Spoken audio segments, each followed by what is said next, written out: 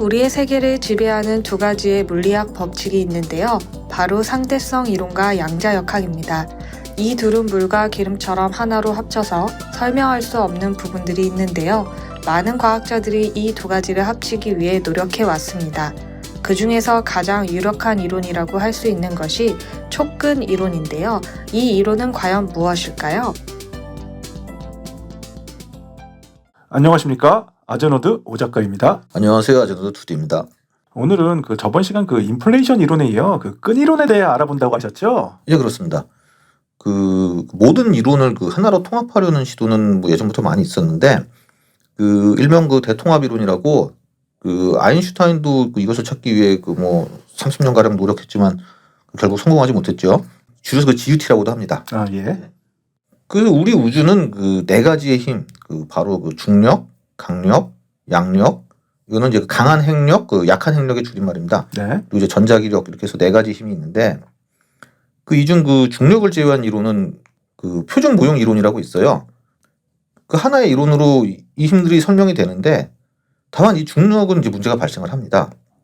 현재 지금 우리의 세상은 상대성 이론과 양자역학 두 가지 이론의 지배를 받고 있어요. 네. 근데 문제는 이 두 개가 이제 서로 상충을 합니다. 이 거시적인 세계에서는 양자역학은 무시해도 될 정도로 상대성 이론에만 영향을 받지만, 또 아주 작은 미시 세계에서는 양자역학이 지배하고 있거든요. 네.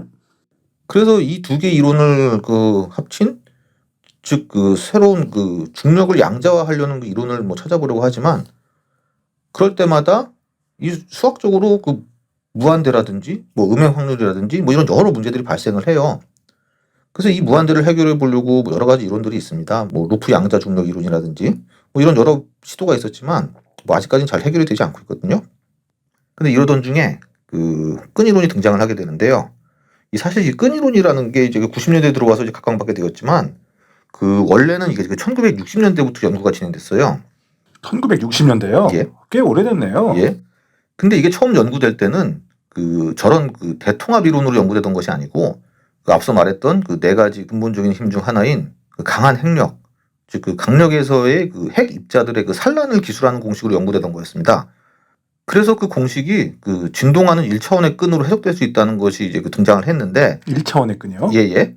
근데 이 이론은 이론상으로 빛보다 빠른 물질, 일명 타키온이라는 가상의 입자를 필요로 했기에 그다 보니 문제가 많은 이론이었죠. 세상에 빛보다 빠른 건 없다고 하는데. 타키온이 여기서 등장하네요. 예. 그러다 보니까 인정을 받지 못했습니다. 네. 그러다가 이제 획기적인 변화가 생기는데, 존 슈워츠라는 존 슈바르츠라고도 하는데 미국인이기 때문에 여기서는 독일인 것 같은데. 예. 그래서 존 슈워츠라는 미국의 물리학자가 이 이론이 바로 상대성 이론과 양자역학 사이에서의 문제를 해결하는 양자화된 중력을 기술한다는 것을 이제 발견을 했습니다.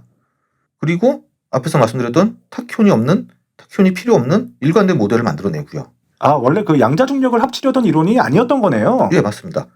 그러니까 이렇게 원래 이론과는 다르게 이 이론이 생각과는 다르게 그동안의 수건이었던 이 우주의 모든 힘과 입자를 설명하는 이론으로 발전을 하게 된 것이죠.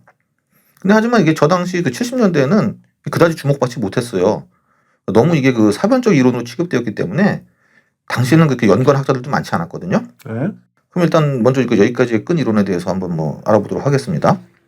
앞서 말씀드렸던 표준 모델에서는 이 세상의 가장 근본이 되는 입자로 쿼크, 렙톤, 보존 등의 이런 여러 입자들이 있는데요. 가장 기본 입자라면서 또 이렇게 종류가 많은 것도 좀 이상하지 않습니까? 아, 그런 것 같네요. 종류가 여러 개면 더 근본적인 무언가가 있어야 하는 거 아닙니까? 그러니까 저 입자들이 종류가 다양한 이유는 서로 질량이라든지 전하, 스핀 이런 값들이 다 달라요. 그러면은 이러한 특성을 만들어내는 것은 무엇인가? 이건데 끈 이론은 이것은 모두 다 하나의 가장 기본 단위인 아주 작은 끈으로 되어 있고, 이 끈의 진동 주파수에 따라 입자의 질량이라든지 전하라든지 이런 스핀 같은 속성들이 달라진다는 개념입니다. 끈의 진동 주파수 때문에 그렇단 말씀이시죠? 예. 그러니까 저희 악기 중에 기타 생각하시면 됩니다. 기타 줄의 두께와 또 손가락으로 짚어가지고 길이를 짧게 해서 진동을 다르게 하면은 우리가 아는 도레미파솔라시도 이런 여러 음을 만들어낼 수 있는 거 아닙니까? 기타 소리 내는 원리가 그렇죠? 예. 그러니까 이런 것처럼 아까 말했던 여러 기본 입자들도 사실은 하나의 끈의 진동 패턴에 따라 저렇게 여러 입자처럼 보이게 된다는 겁니다. 이게 이렇게 진동하면은 이 입자가 되고 저렇게 진동하면 저 B 입자가 되고. 근데 그 저번에 한번 말씀하셨듯이 이것은 너무 작아서 그 태양계만한 그 입자 가속기가 있어야 발견할 수 있다고 말씀하시지 않았나요? 예, 맞습니다. 그래서 이게 그 끈의 길이가 그 양성자의 지름의 1000조분의 1보다도 짧아요. 1000조분의 예, 1이요? 예. 양성자 지름에. 그렇기 때문에 그 이제 끈 이론은 이제 그 검증이 불가능한 그 사변적인 이론이라는 점이 이게 주요 비판 대상이죠. 그렇게 그 사변적인 이론이라면서 왜 이 이론이 화제가 된 겁니까? 그 앞에서 말씀드렸듯이 이 이론이 그 저 양자와 중력의 문제를 해결해 주거든요. 양자역학과 상대성 이론을 합칠 수 있는. 그러니까 이 끈 이론에서는 그 단지 이게 시작과 끝이 다른 끈만이 아니라 그 시작과 끝이 붙어 있는 닫힌 고리 같은 끈도 가능합니다. 그 기존에는 그 가장 작은 그 기본 입자를 점처럼 생긴 그 점입자로 생각을 했고, 이렇게 생각을 해서 그 양자 중력자를 계산을 하면은 항상 무한대 값이 나와버렸는데, 그 끈 이론에 닫힌 고리를 적용해서 계산을 하면은 그 무한대가 아닌 유한한 값이 나오게 됩니다. 좀 어려운데요. 예. 그러니까 점 입자를 상정하면은, 그러니까 기존에 존재했던 그 입자를 점으로 바라보는 시각으로 생각을 하면은, 점으로 된 두 개의 입자가 충돌을 하게 되면은 에너지는 한 점으로 몰리게 돼요. 그러면은 그 모인 에너지는 중력 장으로 인해 공간을 휘게하고, 그러면 이곳에는 더 많은 점입자들이 몰리고, 그러다 보면 더 많은 중력을 만들고 더 많은 에너지가 발생을 해서 결국 이론상으로 그 무한대의 특이점이 발생하게 돼요. 무한대의 특이점이요? 예. 반면 그 입자가 진동하는 끈이라면은 그 이들의 에너지는 하나로 모이지 않고 분산돼요. 그 충돌이 발생해서 그 순간적으로 에너지가 치솟더라도 그 끈의 진동으로 인해 에너지를 흐트러뜨리고 그 한 곳으로 중력이 모여 그 공간을 휘게 하는 것을 막게 돼요. 그래서 점 입자 때는 발생하는 그 이론상의 무한대의 특이점은 이 끈 이론에서는 이제 발생하지 않는다는 거죠. 그럼 그 아직 입증은 못했지만 그 불가능했던 문제를 해결했으니 그 각광받을 만한 이론인 건 맞네요. 그렇지만 이게 좀 문제가 있는데요. 이론들이 죄다 이렇게 문제가 많습니까? 뭐 쉽겠습니까? 그 문제는 그 이 끈의 진동이라는 것이 그 9차원의 공간에서 이루어져야만 한다는 것입니다. 9차원이요? 예. 우리 공간은 3차원 아닙니까? 예. 4차원도 아니고 9차원이요? 그렇습니다. 아니 왜 6개나 더 많은 차원이 필요합니까? 그리고 그런 게 진짜 있어요? 그게 그 일단 이 여분의 차원이라는 개념은 이거는 끈 이론이 처음은 아니에요. 그 1920년대에 그 오스카 클라인이라는 그 스웨덴 물리학자와 그 또 독일의 그 시어도 칼루자이에 그 처음 제기되었었는데요. 그러니까 이것은 그 전자기력과 그 중력을 통합하는 과정에서 이 전자기력과 중력은 물리적인 부분에서는 다르지만 수학적으로 그런 기하학적인 측면에서는 이제 같다는 면을 제시를 했어요.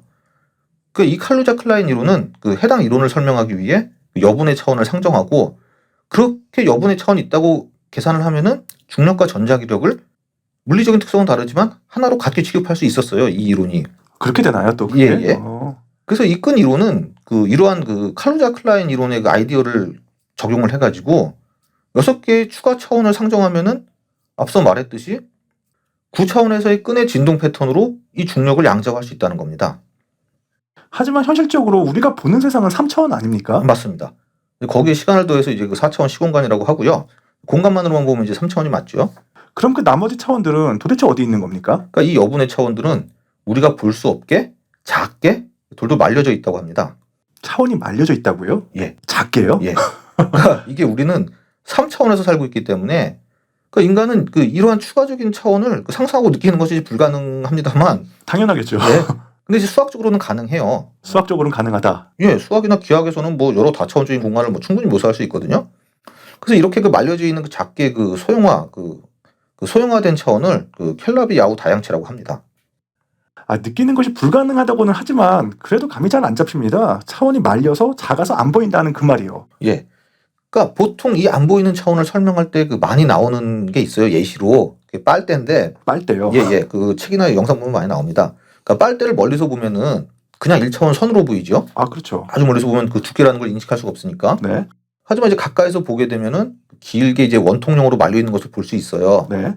그러니까 이 그 빨대를 뭐 면을 딱 잘라서 펼쳐지면은 2차원 사각형이 되죠. 즉 다시 생각해 보면은 2차원 사각형을 둘둘둘둘 말면은 정말 아주 작게 말아버리면은 이 둥글게 말린 부분은 우리가 느끼지 못하고 그냥 1차원의 선처럼 보이게 됩니다. 아주 작게 말면 가능하겠네요. 그렇죠. 그러니까 끈 이론에서는 여분 차원들도 바로 이렇게 아주 작게 말려져서 아주 작아서 우리가 사는 이 공간에서는 안 보인다는 것이죠. 그럼 왜 이러한 차원들을 필요로 합니까? 그러니까 우리가 느끼고 사는 그 3차원의 세상으로는 그 아까 말씀드렸던 뭐 중력의 양자화나 뭐 여러 입자들의 그 각자 다른 속성들을 이제 해결할 수 없다는 것이 그 끈이론을 주장하는 사람들의 얘기입니다. 그러니까 더 많은 차원에서의 기하학이 이제 저런 것을 만들어낼 수 있다는 건데요. 예를 들어보자면은 똑같아 보이는 여러 개의 전선이 있다고 해봅시다. 네. 겉으로 보기엔 다 똑같아요. 전선들이 그냥 다. 그리고 이것을 이제 뜯어보지 않고 이 전선들의 이제 전기적 저항이나 뭐 그 질량, 뭐 열 저항 등등을 이제 측정해 본다고 합시다. 그러면은 뭐 서로 다른 값들이 나올 수 있겠죠. 그렇겠죠. 다르면. 예. 그럼으로써 이 속에 들은 전도체가 각각 다른 종류의 금속으로 만들어졌구나 예상할 수 있겠지요. 네. 뭐 구리일 수도 있고 금일 수도 있고 뭐 속은 다르겠죠. 그렇죠? 그 다른 종류의 그 재질의 금속이라고 생각할 수 있는데 네. 하지만 그 다르게 보면요. 여기 안에 들어간 그 금속의 종류는 그냥 구리 하나로만 돼 있다고 생각을 해봅시다. 구리요. 예. 그럼 이 구리가 다른 형태로 구성되어 있다고 생각할 수도 있어요. 구리가 그냥 통으로 굵은 한 가닥으로 되어 있을 수도 있고 가늘지만 여러 가닥으로 구성되어 있을 수도 있죠. 그러면 이 전선 가닥에 이 전선의 이 전기 저항, 뭐 질량 등 이런 물리적 특성의 차이는 금속의 종류가 아닌 하나의 금속, 지금 말씀드렸던 이 구리의 기하학적 구조에 따라 달라지는 거 아닙니까? 그렇게 되겠죠. 예. 그러니까 마찬가지로 입자의 질량, 스핀 등등의 그 특성도 보이지 않는 차원의 기하학에 좌우된다고 할 수 있는 거죠. 이 이론에서는. 그리고 그 기하학이라는 것이 바로 9차원 공간에서의 아주 짧은 끈의 진동 패턴이 바로 그걸 나타내는 거고요. 네. 물론 이 여분의 차원이 있다는 가정은 그 다른 물리학자들에게 많은 비판을 받았어요. 그 대표적인 것이 그 리차드 파인만인데요. 그리고 이제 그 외 그 노벨상 수상자인 그 셸던 글래시어도 그 촉근 이론을 비판하는 사람 중에 하나입니다. 그러니까 이 이론은 왜 특정한 9차원을 필요로 해야 하는 그 이유를 설명 못하는 이론이라고 이제 비난을 하고 있어요. 그래도 그 앞서 말한 문제도 해결하고 차원 얘기도 뭐 어렵긴 하지만 뭐 말려 있다고 하고 그러면 뭐 이론적으로 완성이 되는 건가요, 이게?